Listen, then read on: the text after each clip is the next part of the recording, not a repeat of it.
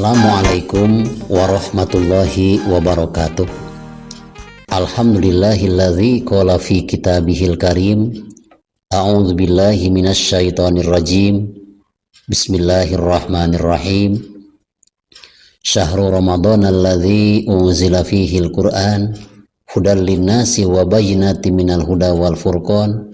Fama syahida minkumus syahra falyasum ila akhiril ayah. Wassalatu wassalamu ala asrafil mursalin Sayyidina Muhammadin wa ala alihi wa sahbihi ajmain, amma ba'du. Sebelum dilanjutkan dengan tausiah yang masih membahas tentang malam Lailatul Qadar, karena banyaknya kisah-kisah yang terjadi pada malam Lailatul Qadar sehingga kami belum menuntaskan.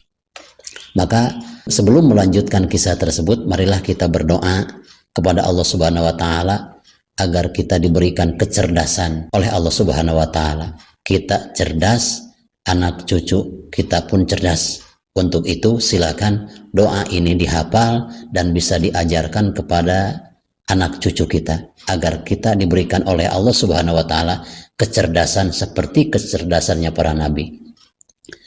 Allahumma inna nas'aluka fahman nabiyyin wa hifdzal mursalin wa ilhamal malaikatil muqarrabin.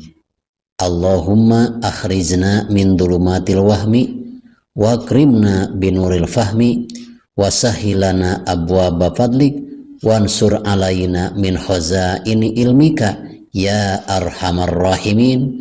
Wa sallallahu ala sayyidina Muhammad wa ala alihi wa sahbihi wasallam. Itulah doa minta kecerdasan dari Allah Subhanahu wa taala. Imam Ar-Razi radhiyallahu taala anhu bersabda, apabila telah terbit fajar malam Lailatul Qadar, maka malaikat Jibril menyerukan kepada seluruh malaikat, wahai para malaikat, pada malam ini Allah Subhanahu wa taala memandang dengan penuh kasih sayang kepada umat baginda Nabi besar Muhammad SAW, dan Allah Subhanahu wa taala mengampuni dosa-dosa umat baginda Nabi SAW. Maka para malaikat yang telah turun semenjak malam Lailatul Qadar sampai subuh bertanya kepada malaikat Jibril, ya Jibril, ma sana'allahu bil muslimin fi hadhil lailah min ummati Muhammad. Wahai malaikat Jibril, Allah Subhanahu wa taala menghendaki apa kepada kaum muslimin pada malam yang mulia ini untuk umat baginda Nabi besar Muhammad sallallahu alaihi wasallam. Maka sabda malaikat Jibril, ini adalah malam Lailatul Qadar di mana Allah Subhanahu wa taala memandang dengan penuh kasih sayang kepada umat baginda Nabi sallallahu alaihi wasallam dan mengampuni dosa-dosa umat baginda Nabi sallallahu alaihi wasallam.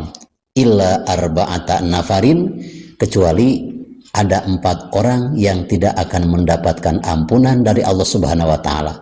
Meskipun pada malam Lailatul Qadar yang lebih baik daripada 1000 bulan, maka keempat orang ini tidak akan dipandang oleh Allah Subhanahu wa taala dengan pandangan yang penuh kasih sayang dan tidak akan diampuni dosa-dosanya oleh Allah Subhanahu wa taala. Mudah-mudahan kita dijauhkan dari keempat orang ini dan jauhilah perilaku keempat orang ini agar kita mendapatkan ampunan dan dipandang oleh Allah Subhanahu wa taala dengan penuh kasih sayangnya pada malam Lailatul Qadar. Man haula'i ya Jibril? Siapakah orang tersebut yang tidak akan mendapatkan ampunan pada malam Lailatul Qadar? Pertama, mudamminul khamri, orang yang biasa mengkonsumsi minuman keras. Apakah bentuk cair?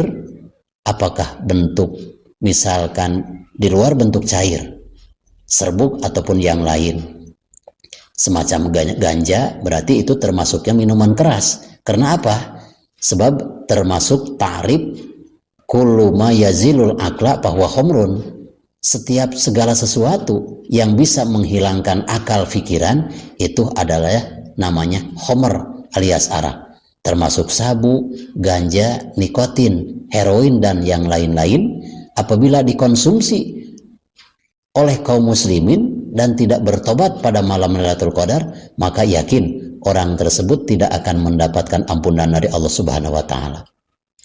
Yang kedua, wa'akul walidain, orang yang menyakiti kedua ibu dan ayahnya atau salah satu dari keduanya dengan perkataan, dengan perbuatan.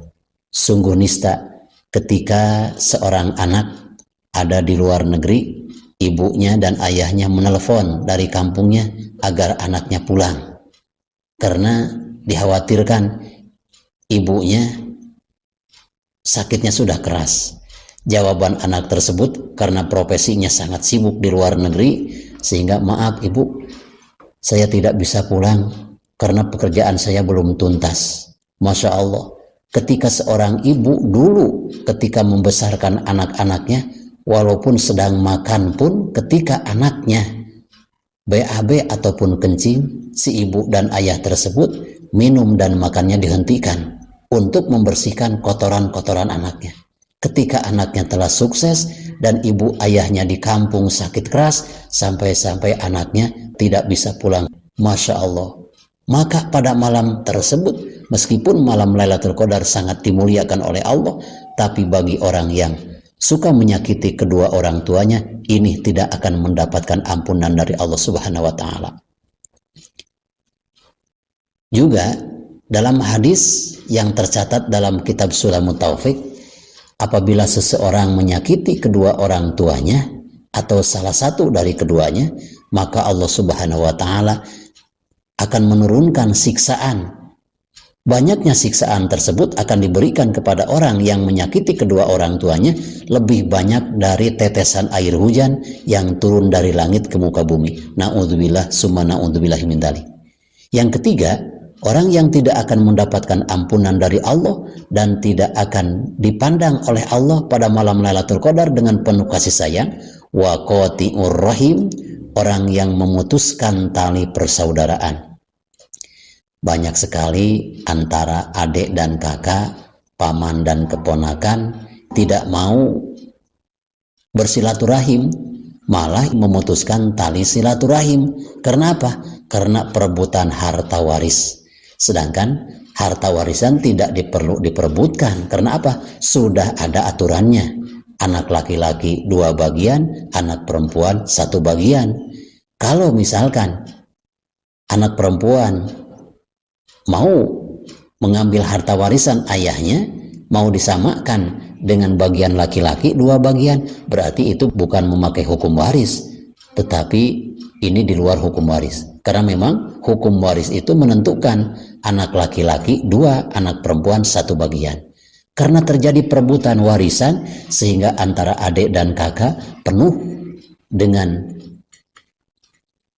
pertengkaran, sehingga mereka memutuskan tali silaturahim. Sampai-sampai hari raya Idul Fitri pun, pada hari raya Idul Adha pun, mereka tidak mau bermaaf-maafan. Sedangkan Allah Subhanahu wa taala melalui lisan Rasulullah SAW, apabila seseorang memutuskan tali silaturahim lebih dari 3 hari, Masya Allah, ini tidak akan mendapatkan ampunan meskipun pada malam Lailatul Qadar. Yang keempat, wal musyahin wa huwa alladzi la yatakallamu akhahu fawqa salasati ayam. Bagi mereka yang bertengkar dengan tetangganya, dengan saudaranya, dengan ibu dan bapaknya, lebih daripada 3 hari berturut-turut ketika bertemu, tidak saling bertutur sapa. Bahkan ketika mereka bertemu, sampai-sampai mereka itu salah satunya mencari jalan agar tidak bertemu satu jalan, atau supaya tidak berpapasan, mencari jalan yang lain karena tidak mau bertemunya dengan orang yang bermasalah. Untuk apa kita mempertahankan kesalahan? Lebih baik kesalahan tersebut ditebus dengan kebaikan.